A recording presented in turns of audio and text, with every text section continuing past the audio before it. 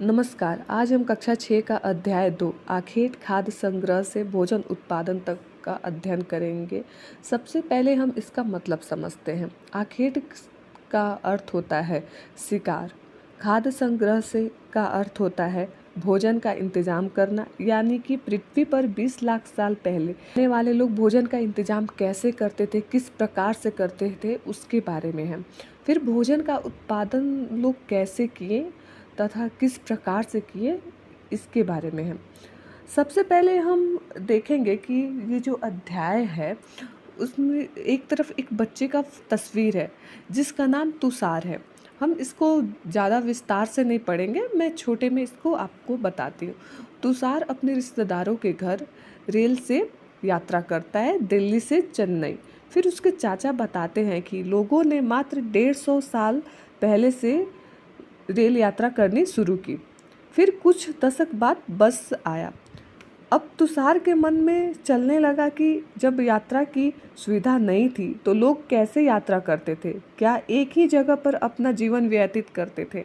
यानी कि कोई सुविधा ही नहीं है तो लोग एक जगह से दूसरी जगह आते जाते थे या नहीं जाते थे, ये सारी चीज़ें उसके मन में चलने लगा। सबसे पहले हम आरंभिक मानव के बारे में जानेंगे।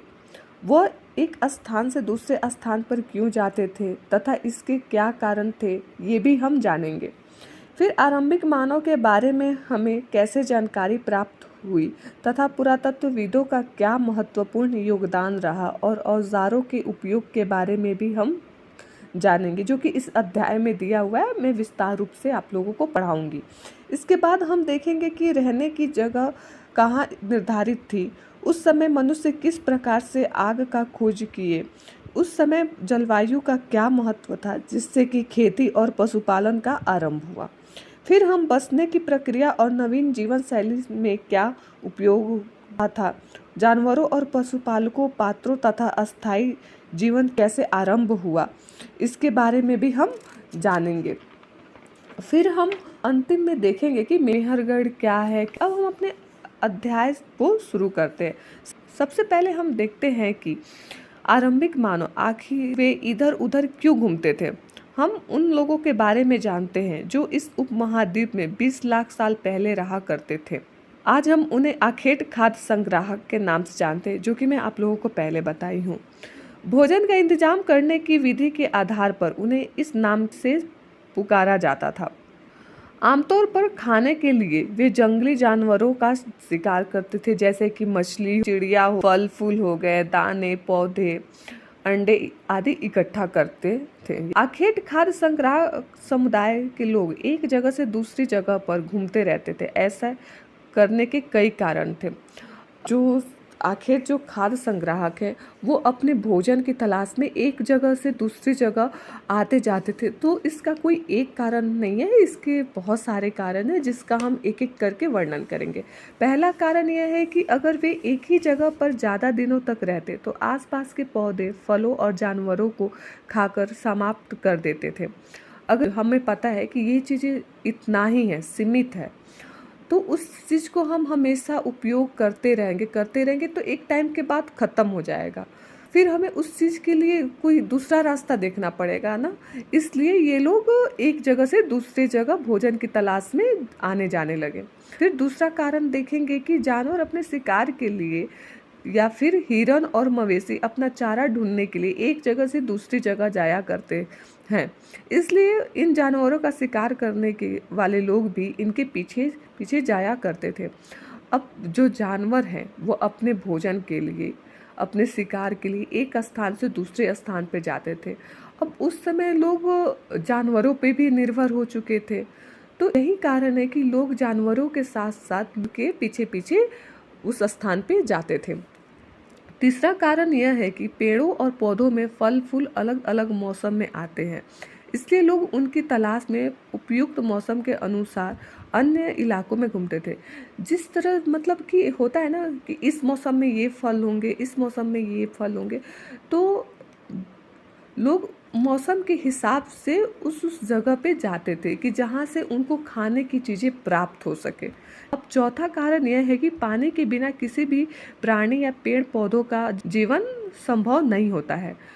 क्योंकि कहा जाता है ना कि जल ही जीवन है, जल के बिना जीवन नहीं है, वो मनुष्य हो या पेड़ पौधे हो। और पानी झीलों, झरनों तथा नदियों में ही मिलती है। बिल्कुल सही है। यद्यपि कई नदियों और झीलों का पानी कभी नहीं सूखता। कुछ झीलों और नदियों में पानी बारिश के बाद ही मिल पाता है। इसलिए ऐसे झीलों और नदियों के किनारे बसे लोगों को सूखे मौसम में पानी की तलाश में इधर उधर जाना पड़ता था। अगर देखा जाए तो बारिश नहीं होगा तो वो सूखेंगे ही, ठीक है ना, उसमें पानी तो नहीं रहेगा। अब लोगों को तो पानी चाहिए, क्योंकि पानी के बिना जीवन संभव है ही नहीं। तो लोग इसी वजह से पानी की तलाश में एक जगह से दूसरी जगह जा रहे थे जहाँ पे पानी उन्हें उपलब्ध हो। अब हम आगे देखते हैं, आरंभिक मानव के बारे में जानकारी कैसे मिलती है। जो आरंभिक मानव हैं उनके बारे में कैसे पता चलता है, उसके बारे में हम जानते। जो आरंभिक मानव के बारे में सबसे मुख्य जो योगदान रहा है वो पुरातत्वविदों का रहा है, क्योंकि इनके माध्यम से ही हम जो आरंभिक मानव हैं उनके बारे में अच्छे से जान पाए हैं। तो हम देखते हैं, पुरातत्वविदों को कुछ ऐसी वस्तुएं मिली हैं जिनका निर्माण और उपयोग आखेट खाद्य संग्राहक क्या करते थे। जैसे कि खाने की चीज़ों में उनका उपयोग करते थे, जैसे कि औजार, तो ये सारी चीज़ें उनको मिला है। यह संभव है कि लोगों ने अपने काम के लिए पत्थरों, लकड़ियों और हड्डियों के औजार बनाए हों। इनमें से पत्थरों के औजार आज भी हैं, क्योंकि जो लकड़ी के औजार है वो कहीं ना कहीं एक समय के बाद खराब, उस मतलब भीग जाएंगे तो वो खराब हो जाएगा। लेकिन पत्थरों के जो औजार हैं वो आज भी हैं। इनमें से कुछ औजारों का उपयोग फल फूल काटने, हड्डियों और मांस काटने तथा पेड़ों की छाल और जानवरों की खाल उतारने के लिए किया जाता था। कुछ के साथ हड्डियों या लकड़ियों के मुट्ठे लगाकर भाले और बाण जैसे हथियार बनाए जाते थे। कुछ औजारों से लकड़ियां काटी जाती थी। लकड़ियों का उपयोग ईंधन के साथ साथ झोपड़ियां और औजार बनाने के लिए भी किया जाता था। अब हम देखेंगे पत्थरों के औजारों का उपयोग। बाएं तरफ देखेंगे, इंसान के खाने योग्य जड़ों को खोदने के लिए किया जाता था। जो जड़ें इंसान खाते थे उस समय, उसके उपयोग किया जाता था। फिर दाएं की तरफ हम देखेंगे, जानवरों के खाल को या वस्तुओं को सिलने के लिए इसका उपयोग, जो पत्थर के औजार थे उसका उपयोग किया जाता था। फिर हम आगे देखेंगे कि रहने की जगह निर्धारित करना। अब रहने की जगह कहाँ निर्धारित है इसके बारे में देखेंगे। हम देखेंगे मानचित्र 2। जो ये मानचित्र है इसमें आप देखेंगे लाल रंग का जो त्रिकोण है उसको आप देखेंगे, तो ये जो लाल रंग का त्रिकोण जहाँ जहाँ है, जो जगह पे है, वो सारे जगह रहने का, वहाँ पे उस समय मनुष्य के रहने का प्रमाण मिला है। इसके अलावा भी और भी कई स्थान पर आखेट खाद्य संग्राहक रहते थे। मानचित्र में सिर्फ कुछ गिने चुने ही जगहों के बारे में दिया गया है। कई पुरास्थल नदियों और झीलों के किनारे पाए गए हैं, क्योंकि जल ही जीवन है। जहाँ पे जल था वहाँ लोग एक जगह से दूसरे जगह जाते थे, तो वहाँ पे भी उनके प्रमाण मिले हुए हैं। पत्थर के उपकरण बहुत महत्वपूर्ण थे, इसलिए लोग ऐसी जगह ढूंढते रहते जहाँ अच्छे पत्थर मिल जाए, जो अच्छे पत्थर है जिससे कि वो अपने जीवन में उपयोग कर सके, इसलिए वो वहाँ पे अपना जगह है वो ढूंढा करते थे। अब हम देखेंगे भीमबेटका, जो कि आधुनिक मध्य प्रदेश है। इस पूरा स्थल पर गुफाएं व कंदराएं मिली हैं। लोग इन गुफाओं में रहते थे क्योंकि वो इस गुफा के माध्यम से बारिश, धूप, हवा आदि से बच सके। और ये जो गुफाएं हैं वो नर्मदा नदी के पास है, क्योंकि नर्मदा नदी के पास इसलिए लोग गुफाओं में रहते थे क्योंकि वहाँ पे पानी उपलब्ध हो सके, जिससे कि वो अपना जीवन चला सके। अब हम आगे एक शैल चित्रकला देखते हैं। चित्र के बारे में हम जानते हैं। जिन गुफाओं में लोग रहते थे उनमें से कुछ की दीवारों पर चित्र मिली हैं। अब जो लोग रहते थे गुफाओं में, वो मतलब होता है ना कुछ चित्र बनाए थे, जिससे कि वहाँ पे चित्र का प्रमाण मिला है। इनमें कुछ सुंदर उदाहरण मध्य प्रदेश और दक्षिण उत्तर प्रदेश की गुफाओं से मिली है। इनमें जंगली जानवरों का बड़ी कुशलता से सजीव चित्र किया गया है। अब हम आगे देखेंगे पुरा स्थल। पूरा स्थल उस स्थान को कहते हैं जहाँ औजार, बर्तन और इमारतों जैसे वस्तुओं के अवशेष मिलते हैं। ऐसे वस्तुओं का निर्माण लोगों ने अपने काम के लिए किया था। जहाँ पे औजार वगैरह ये सारी चीज़ें उस समय लोगों को जो उपयोग में आता था उसका वो निर्माण उस हिसाब से वो करते थे, ठीक है। और बाद में वे उन्हें वही छोड़ गए। वे ये ज़मीन के ऊपर अंदर कभी कभी समुद्र और नदी के तल में भी पाए जाते हैं। इन पुरास्थलों के बारे में आपको अगले अध्याय में बताऊंगी, क्योंकि लोग एक स्थान से दूसरे स्थान पे जाते थे तो वहाँ पे वो छोड़ देते थे, तो जिससे कि वहाँ पे वो चीज़ें मिली हुई हैं, ठीक है। अब आग की खोज कैसे हुआ ये हम देखते हैं। एक तरह से देखा जाए तो आग की खोज नहीं हुई है, लोगों की ज़रूरत जैसे हुई है उस हिसाब से लोग किए हैं। हम देखेंगे कि ऊपर आप देखिएगा मानचित्र 2 में कुरनूल गुफा ढूंढिए।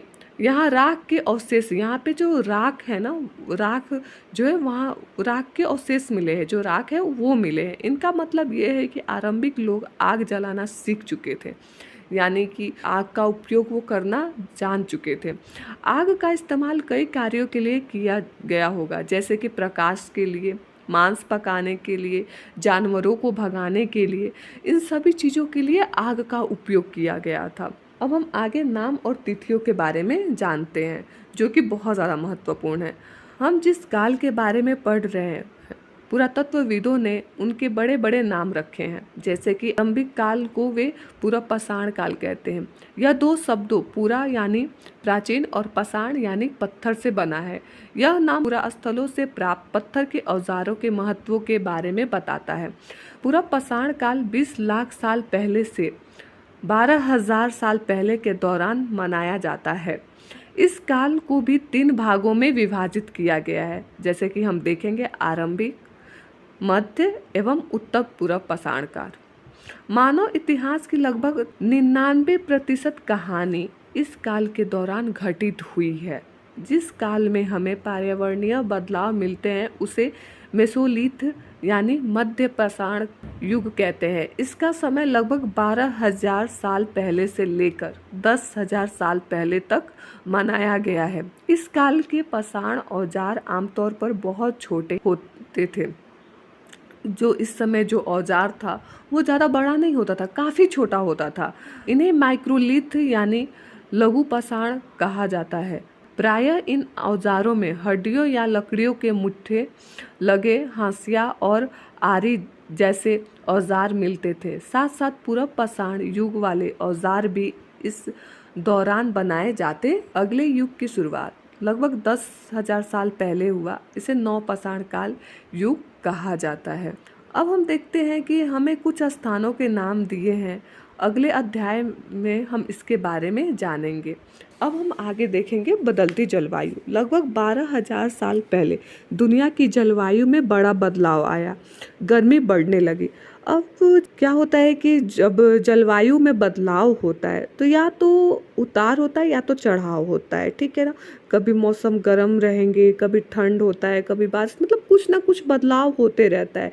इसके परिणाम स्वरूप कई क्षेत्रों में घास के मैदान उगने लगे। इससे हिरन, बारहसिंगा, भेड़, बकरी और गाय जैसे उन जानवरों की संख्या भी बढ़ने लगी जो घास खाकर जिंदा रहते थे। जो लोग इन जानवरों का शिकार करते थे वे भी इन्हीं के पीछे आए और इनके खाने पीने की आदतों और प्रजनन के समय की जानकारी हासिल करने लगे कि इनका प्रजनन कब होता है, कैसे होता है, ये सारी चीज़ों के बारे में। क्योंकि उनके साथ वो रहने लगे तो रहते रहते होता है ना, इंसान को उस चीज़ के बारे में पता चलने लगता है। तब लोग इन जानवरों को पकड़कर अपनी ज़रूरत के अनुसार पालने की बात सोचने लगे।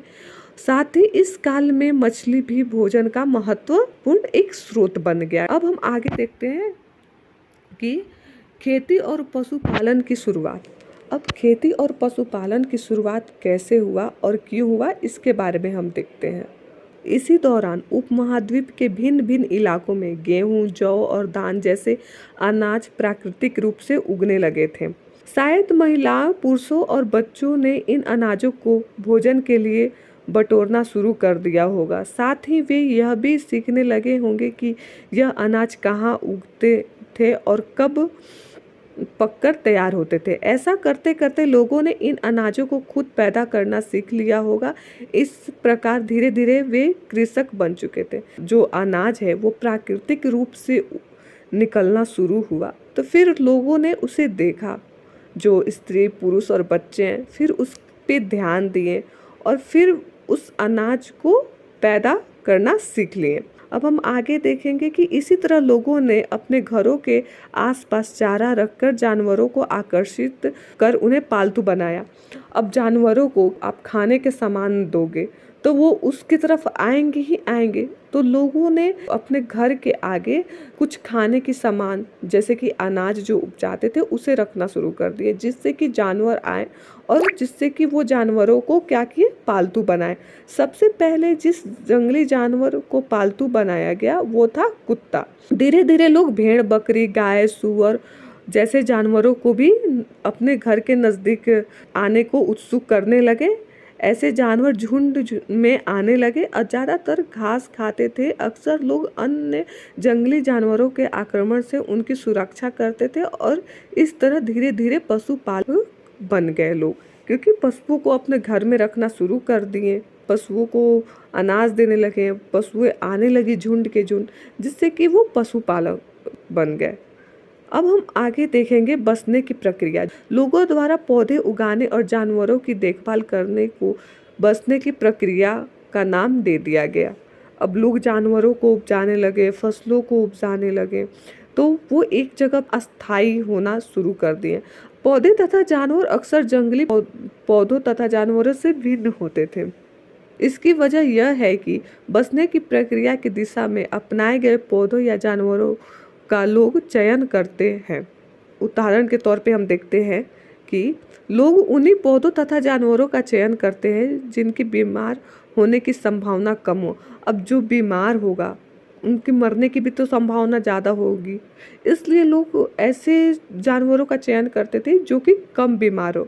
यही नहीं, लोग उन्हीं पौधों को चुनते थे जिन्हें बड़े दाने अनाज के प्राप्त हो सके, बड़े दाने उन्हें ज़्यादा अनाज प्राप्त हो सके, साथ ही जिनकी मजबूत डंठलें अनाज के पक्के दानों के भार को संभाल सके। ऐसे पौधों के बीजों को संभाल कर रखा जाता था ताकि फिर से उगाने के लिए उनके गुण सुरक्षित रह सके, क्योंकि फिर से उसे उगाया जा सके, उसका उपयोग किया जा सके, इसलिए उसको संभाल के रखा जाता था। उन्हीं जानवरों को आगे प्रजनन के लिए चुना जाता था जो आमतौर पर अहिंसक होते थे, यानी कि जो हिंसक नहीं होते थे। इसलिए हम देखते हैं कि पाले गए जानवर तथा कृषक के लिए अपनाए गए पौधे जंगली जानवरों तथा पौधों से धीरे धीरे भिन्न होते गए। मिसाल के तौर पर जंगली जानवरों की तुलना में पालतू जानवरों के दांत और सींगें छोटे होते हैं। जो जंगली जानवर हैं उनके दांत और सींगें बड़ी होती है, लेकिन जो पालतू जानवर हैं उनके दांत और सींगें जो है छोटी होती हैं। ठीक है, इसमें बताया गया है कि दांतों को देखिए, इनमें से कौन सी जंगली सूअर का है और कौन सा पालतू सूअर का है। तो जो बड़ी दांतें हैं वो जंगली सूअर का है और जो छोटी दांतें हैं वो पालतू सूअर का है। फिर हम देखते हैं कि बसने की प्रक्रिया पूरी दुनिया में धीरे धीरे चलती रही।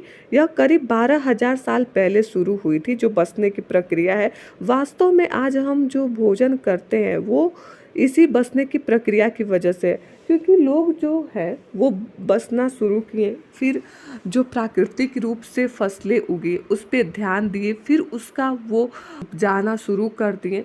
तो ये जो प्रक्रिया है वो काफ़ी मतलब उपयोगी रहा।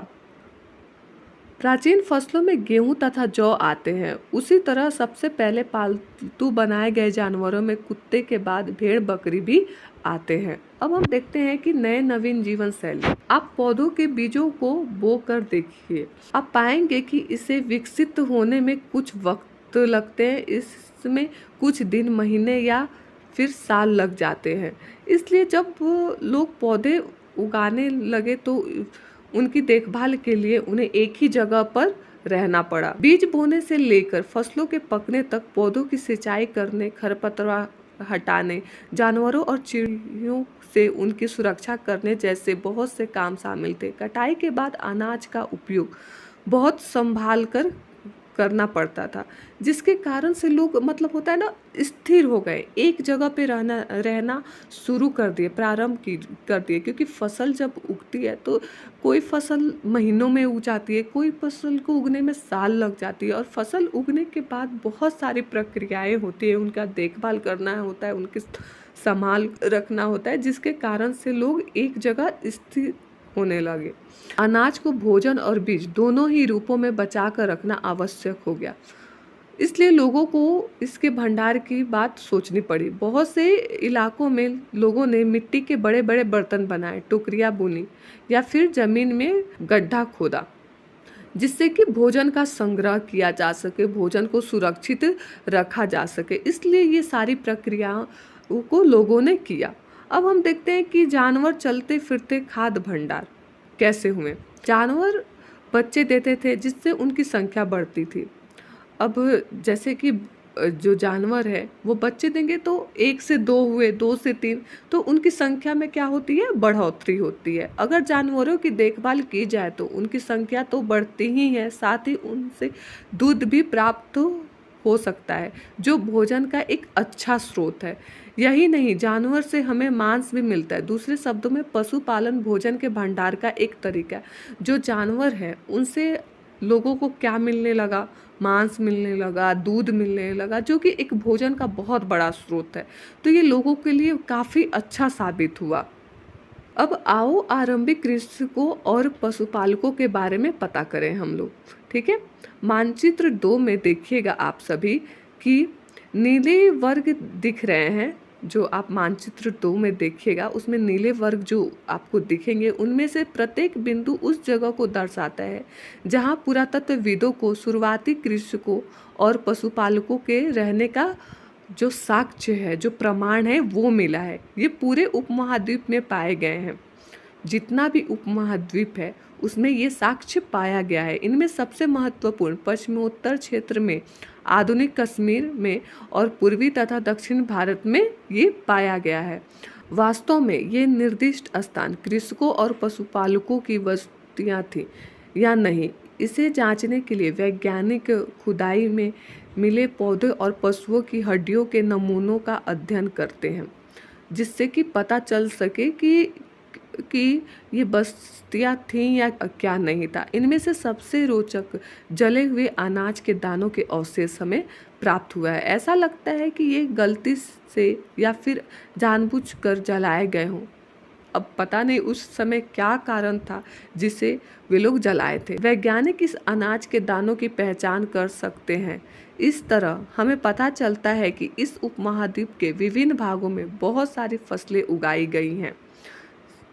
मतलब कोई एक फसल नहीं उगाया गया था, बहुत सारी फसल। मतलब ये जो प्रमाण अनाज के दानों का मिला है, इससे पता चलता है कि कोई एक फसल नहीं उगाया गया है, बहुत सारी फसल उगाए गए हैं। वैज्ञानिक विभिन्न जानवरों की हड्डियों की भी पहचान कर सकते हैं। अस्थायी जीवन की ओर अब हम देखते हैं कि अस्थायी जीवन की ओर का मतलब है कि लोगों का जीवन किस तरह से अस्थायी हुआ। पुरातत्वविदों को कुछ पुरा स्थलों पर झोपड़ियों और घरों के निशान मिले हैं, जिसमें कि लोग रहा करते होंगे। जैसे कि बुर्ज़होम वर्तमान में, जो कि कश्मीर में है, कि लोग गड्ढे के नीचे घर बनाते थे। लोग क्या करते थे, एक गड्ढा करते थे, उसके नीचे अपना घर बनाते थे, जिसे गर्तावास कहते हैं। गर्तावास मतलब, जो गर्त का मतलब होता है धरती के अंदर, यानी धरती के अंदर वास करना, उसे गर्तावास कहते हैं। इनमें उतरने के लिए सीढ़ियाँ भी बनी होती थी। अब क्या होता है कि हम जो ऊपर से नीचे जाएंगे तो उतरने और चढ़ने के लिए हमें कुछ तो चाहिए ना, तो लोग सीढ़ियों का निर्माण किए थे। इससे उन्हें ठंड के मौसम में सुरक्षा मिलती थी, यानी कि वो ठंड के मौसम से बचते थे। धूप हो गया, बारिश हो गया, ये सारी चीज़ों से वो बचते थे। पुरातत्वविदों को झोपड़ियों के अंदर और बाहर दोनों ही स्थानों पर आग जलाने की जगह मिली है। ऐसा लगता है कि लोग मौसम के अनुसार घर के अंदर या बाहर खाना पकाते थे। अब जब आग का वहाँ पे प्रमाण हमें मिला है, जो पुरातत्वविद हैं उन्हें जब आग का प्रमाण मिला है, तो इससे पता चलता है कि आग का उपयोग किया जाता था, ठीक है। तो आग का उपयोग तो खाना बनाने में भी किया जाता था, रोशनी के लिए भी किया जाता था और जानवरों को भगाने के लिए भी किया जाता था। अब हम देखते हैं कि एक गर्तवास का चित्र, अब आप जैसे कि मैं बताई हूँ उस तरह से आप सोचिए और बनाइएगा। बहुत सारी जगहों से पत्थर के औजार भी मिले हैं। इनमें से कई ऐसे हैं जो पूरा पाषाण युगीन उपकरणों से भिन्न हैं, इसलिए इन्हें नवपाषाण युग का माना गया है। क्योंकि ये पूरा पाषाण जो है उससे भिन्न है, तो ये नवपाषाण का माना गया है कि ये पूरा पाषाण का नहीं है, नवपाषाण का है। इनमें वे औजार भी हैं जिनकी धार को और अधिक पैना करने के लिए उन पर पॉलिश चढ़ाई जाती थी। ओखली और मुसल का उपयोग अनाज तथा वनस्पति से प्राप्त अन्य चीज़ों को पीसने के लिए किया जाता था, जो कि आज भी किया जा रहा है। ओखली या मुसल का उपयोग जो है आज भी किया जाता है। उसी तरह प्राचीन प्रस्तर युगीन औजारों का निर्माण और प्रयोग लगातार होता रहा। कुछ औजार हड्डियों से बने थे और औजार कैसे थे? नुकीले थे। अब हम देखते हैं यहाँ पे एक पात्र है, तो उस समय पात्र का उपयोग किस लिए किया जाता था, क्या चीज़ को रखने के लिए किया जाता था, इसके बारे में हम जानेंगे। नवपाषाण युग के पुरास्थलों से कई प्रकार के मिट्टी के बर्तन मिले हैं। कभी कभी इन पर अलंकार भी किया जाता था। बर्तनों का उपयोग चीज़ों को रखने के लिए किया जाता था। धीरे धीरे लोग बर्तनों का उपयोग खाना बनाने के लिए भी किया करते थे। अब जैसे कि अनाज वगैरह आदि चीज़ें बनाना है तो वो तो बर्तनों में ही बनाया जाएगा ना, तो इसलिए बर्तनों का उपयोग धीरे धीरे लोग करना शुरू कर दिए थे, ठीक है ना। चावल, गेहूं तथा दलहन जैसे अनाज अब आहार का महत्वपूर्ण हिस्सा बन चुका था। इसके साथ साथ अब लोग कपड़े भी बुनने लगे थे। इसके लिए कपास की खेती यानी कपास के पौधे भी उगाने लगे थे। अब आप देखेंगे कि क्या ये परिवर्तन हर जगह एक साथ हुआ है? ऐसी बात नहीं है। एक तरफ जहाँ कई जगहों पर स्त्री पुरुष शिकार और भोजन संग्रह करने का काम करते थे, वहीं अन्य लोगों ने हजारों सालों के दरमियान धीरे धीरे खेती और पशुपालन को अपना लिया था। धीरे धीरे लोग क्या किए थे कि खेती और पशुपालन की ओर अपना योगदान शुरू कर दिए थे देना, ठीक है ना। बहुत जगह लोग मौसम के मुताबिक बदल बदल कर जीविका चलाया करते थे, कि मतलब जिस तरह से मौसम है उस हिसाब से खेती करते थे और मौसम के हिसाब से अपना जीवन जो है वो चला रहे थे। अब हम देखेंगे कि सूक्ष्म निरीक्षण ये क्या है। मेहरगढ़ में जीवन या मृत्यु। अब जो मेहरगढ़ है उसके बारे में हम जानेंगे। यह ईरान जाने वाले सबसे महत्वपूर्ण रास्ते बोलन दर्रे के पास एक हरा भरा समतल स्थान है। मेहरगढ़ संभवतः वह स्थान है जहाँ की स्त्री पुरुषों ने इस इलाके में सबसे पहले गेहूं उगाना और भेड़ बकरियों का पालन शुरू कर दिया था, ठीक है ना। मेहरगढ़ में सबसे पहले होना शुरू हो गया था। यहाँ पे विभिन्न प्रकार की जानवरों की जो हड्डियाँ हैं वो भी मिली हैं। इनमें हिरन तथा सुअर जैसी जंगली जानवर तथा भेड़ और बकरियों की हड्डी भी है।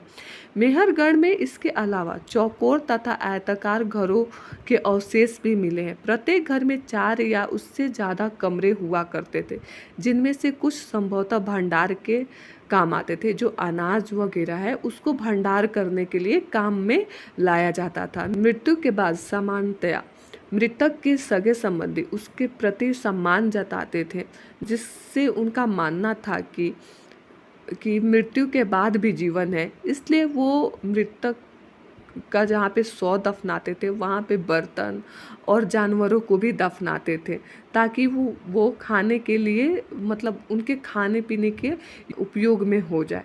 अब हम फ्रांस में गुफा में की गई चित्रकारी के बारे में जानेंगे। आप एटलस में फ्रांस को ढूंढिए। यह चित्र फ्रांस की एक गुफा का है, ठीक है। इस पूरा स्थल की खोज लगभग 100 साल पहले 4 स्कूली छात्रों ने की थी। 4 जो स्कूल के छात्र थे उन्होंने की थी। इस तरह के चित्र 20,000 साल पहले से लेकर 10,000 साल पहले के बीच बनाए गए होंगे। इनमें कई जानवरों के चित्र हैं।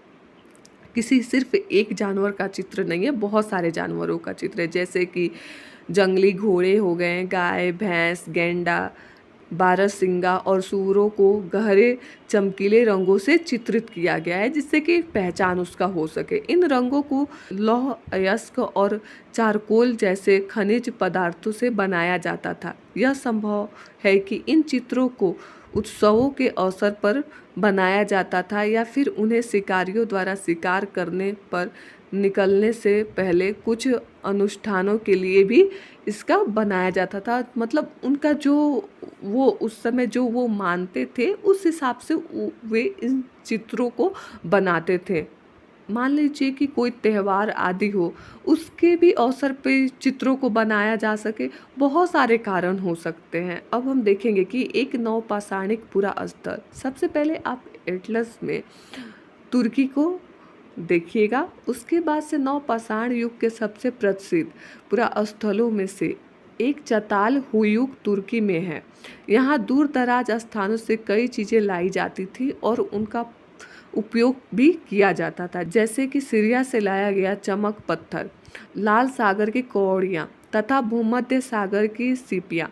ध्यान रहे कि उस समय तक पहिए वाले वाहक का विकास नहीं हुआ था। लोग सामान खुद या जानवरों के पीठ पर जो होता है ना, लाद कर लेके जाते थे एक जगह से दूसरे जगह, क्योंकि उस समय देखिए तो यातायात या किसी चीज़ का साधन का आविष्कार नहीं हुआ था। उस समय लोगों का एक जगह से दूसरे जगह सामान या आने जाने का जो साधन था वो जानवरों के ही माध्यम से होता था। तो आज हम अध्याय 2 आखेट खाद्य संग्रह से भोजन उत्पादन तक हम पढ़े। उम्मीद है कि आप सभी को समझ में आया होगा। अब हम आगे नए अध्याय के साथ मिलेंगे।